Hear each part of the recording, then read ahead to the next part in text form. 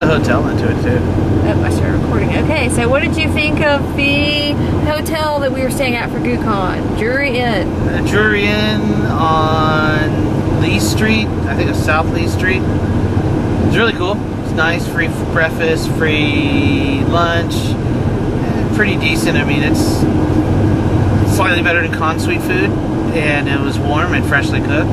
The best part was the fact you could make your own waffles. Very fluffy. Very fluffy waffles. So that was good. What did you think of the drinks? Well, all I had was Coke. So the Coke was fountained.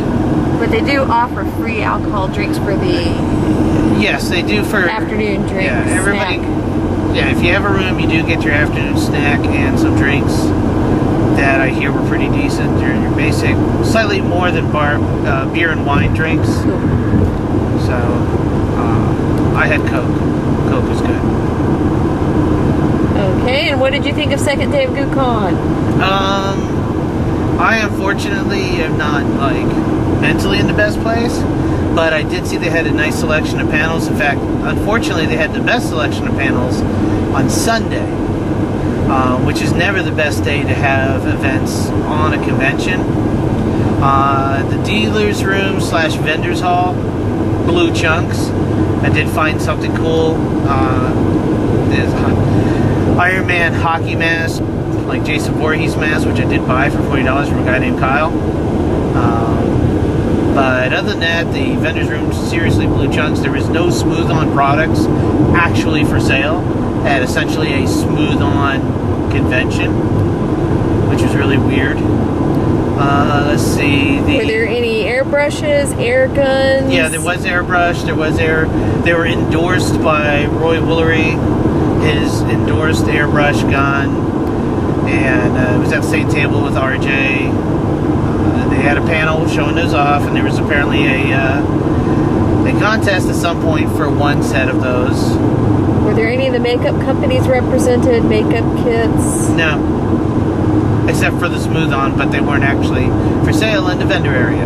And there was no real technically makeup companies displayed in the vendor area at all. So what are some suggestions to improve the vendor dealer room area? Well, if you're going to have Siobhan and some of these other companies that are going to actually sponsor it, they ought to at least have a table where their stuff is for sale. That just makes sense. And people would naturally assume that if Siobhan is sponsoring it, that you can get Siobhan products, such as Epoxy Sculpt, or any number of other, like the spray paint companies, or, you know, the thing that really floored me is that the engineer guy is putting on this convention, and yet he did not have a booth for himself. I mean, it sounds like it's a perfect opportunity for the impulse buy item, and he did not set up one. In fact, there was one booth that was so stereotypical Dragon Con or other leather steampunky booth that it didn't even fit. What kind of suggestions do you have for panels?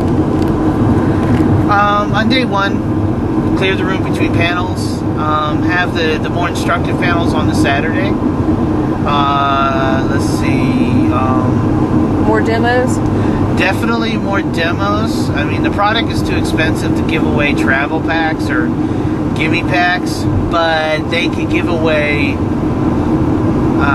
10% discount that is good on the website or at the engineer guy's shop for everybody that comes into the panel. But then you're going to have to make sure that the panels are cleared out after every meeting before the next one, or else people just camp there and collect all the percentage offs. Sunday, they shouldn't have panels run so late in the day, especially since it's kind of in an out-of-the-way place. And dear God, wherever that event was on Saturday nights, that may be your favorite place to hang out, but that was a hole. You're talking about the cantina? The cantina. That was an absolute hole.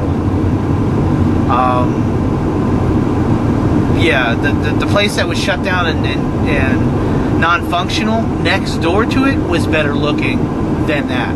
I wouldn't eat there just because I'm afraid I'd get tetanus. And that's just from the outside.